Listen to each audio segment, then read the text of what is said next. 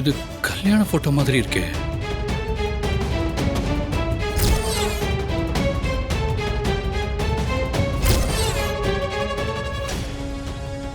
இது ஏன் பாதியா கிழிஞ்சு போயிருக்கு? நான் இந்த போட்டோல இருக்கிறத வீட்டில் இருக்கிற வேற யாராவது பார்த்தா பிரச்சனை ஆயிடும்ல, அதான் ரெண்டா கிழிச்சிட்டாளா? இல்ல வேற ஏதாவது காரணமா?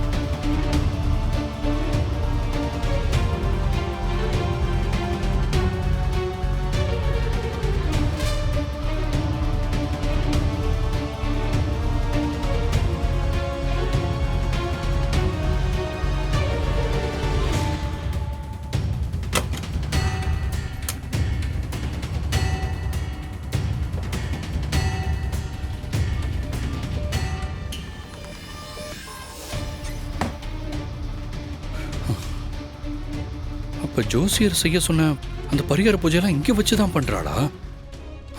லக்ஷ்மி ஒரு பக்கம் ஜோசியர் சொன்ன கண்டத்திலிருந்து என் உயிரை காப்பாற்ற பரிகார பூஜை பண்றா, இன்னொரு பக்கம் என் வீட்லயே இருந்துக்கிட்டு தன்னை யாருன்னு காட்டிக்காம தன் பேரை மாத்திக்கிட்டு நம்ம முன்னால வராம மறைஞ்சுக்கிட்டு இந்த வீட்லயே தங்கியிருக்கா. லக்ஷ்மி ஏன் இப்படி இருக்கா? எதுக்காக என்கிட்ட வேற மாதிரி சொல்லிட்டு இப்படி பண்ணிட்டு இருக்கா?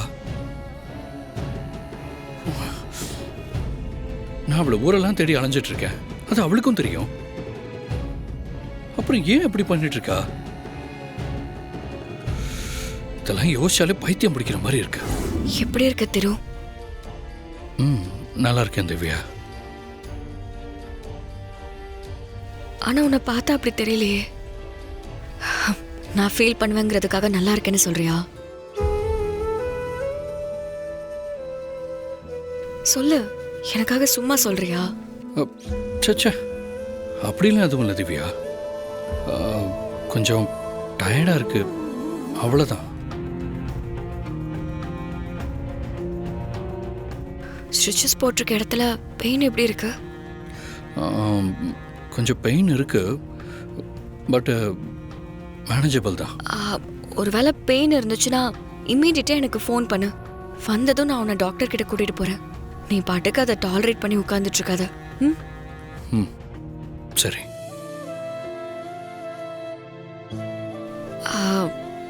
திரு, நான் அட்வைஸ் பண்றேன்னு நினைக்காத.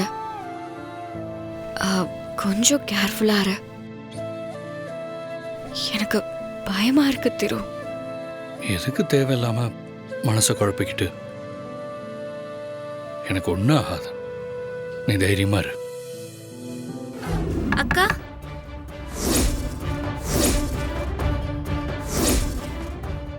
மகா உள்ள வா.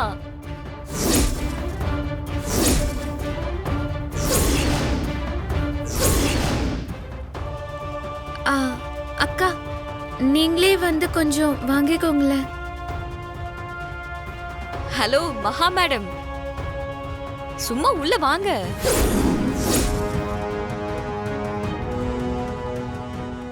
இங்க எந்த ரொமான்ஸும் நடக்கல, நீங்க தைரியமா என்ன நம்பி வரலாம். அக்கா, எனக்கு கிச்சன்ல கொஞ்சம் வேலை இருக்கு, நீங்க வந்து டீ வாங்கிக்கோங்க. மகா போலாம் வா, உள்ள ஒரு முக்கியமான வேலை இருக்கு, அதை முடிச்சுட்டு போலாம் வா. அக்கா வந்து வாங்கிக்கோங்கக்கா.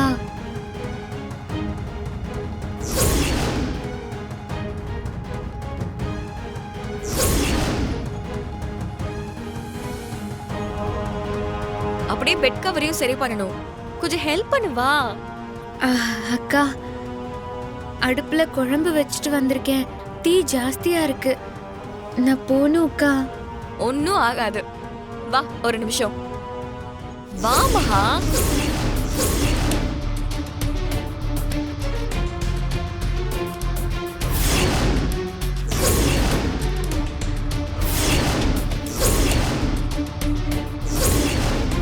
திருவை இப்படி பார்க்கிறதுக்கு ரொம்ப கஷ்டமா இருக்கு மகா.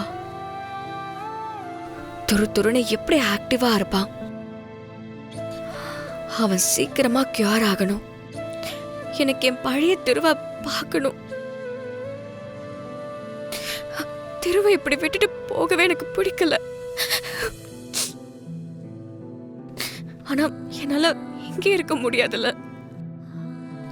நீ இருக்கிற தைரியத்துலதான் நான் போறேன். பாத்துக்கோ மகா.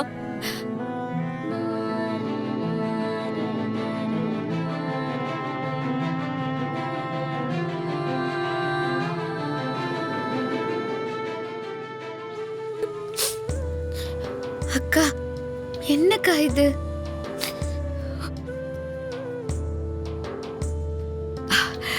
சாரி மகா, நான் கொஞ்சம் எமோஷனல் ஆயிட்டேன்.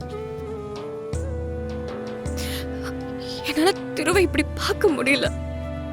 அன்னைக்கு ரோட்ல அடிபட்டு ரத்த வெள்ளத்துல கிடந்தான் பாரு. அது அப்படியே மனசுல பதிஞ்சு போச்சு. என்னால நார்மலாவே இருக்க முடியல மகா. எனக்கு அதை பத்தி நினைச்சாலே என் உடம்பெல்லாம் பதறுது மகா. தெருவுக்கு அந்த இன்சிடென்ட்டோட பாதிப்பு இருக்கும். அவனுக்கு சீக்கிரம் சரியாயிடுங்கிற நம்பிக்கை எனக்கு இருக்கு. சரி, நான் வர மகா. சரிக்கா. எல்லாம் உங்க பேரை பண்ணி வச்ச காரியத்துக்கு நான் இங்க நின்னு பேசிட்டு இருக்கதே இப்ப பெரிய விஷயம் தான்ப்பா. நல்ல தெருவுல நின்னு இந்த குடும்பத்தோட மான மரியாதையை வாங்கியிருக்கணும். நான் எங்கேயாவது நின்னு பேசுறேன்னு சந்தோஷப்பட்டுக்கோங்க. ஆக மொத்தத்துல எல்லாருமா சேர்ந்து என்ன மறுபடியும் 20 வருஷத்துக்கு அப்புறமா எல்லாரும் என்ன அசிங்கப்படுத்தி பார்க்கணும்னு நினைச்சிருக்கீங்க. அததானே இப்ப பண்ணிருக்கீங்க. காஞ்சனா, நீ என்ன சொல்ற? எதை பத்தி பேசிக்கிட்டு இருக்க? இப்ப எனக்கு எதுவுமே சுத்தமா புரியல. உனக்கு என்னதான் ஆச்சு? அக்கா, என்ன விஷயம்? எனக்கு தலையும் புரியல, காலும் புரியல. திவ்யா என்னடானா எதுவுமே சொல்லாம கோவமா நின்னுட்டு இருக்கா. நீ என்னடானா விவரம் சொல்லாம கத்திக்கிட்டு இருக்க. நாங்க இதை என்னன்னு புரிஞ்சுக்கிறது? ஏமா போகண்டி அம்மா, போதும். இவ்ளோ நாள் இந்த வீட்ல ஒருத்தியதான் நான் கொஞ்சமாவது நம்பிட்டு இருந்தேன். ஆனா இதோ இப்ப நடந்துட்டு இருக்க கூத்தெல்லாம் பார்த்தா இனிமே நான் இந்த வீட்ல யாரையுமே நம்ப போறது கிடையாது. இங்க பாரு காஞ்சனா, எதுவா வேணா இருக்கட்டும், முதல்ல புரியுற மாதிரி தெளிவா சொல்லு. உங்க பேரை என்ன காரியம் பண்ணி வச்சிருக்கான்னு தெரியுமா?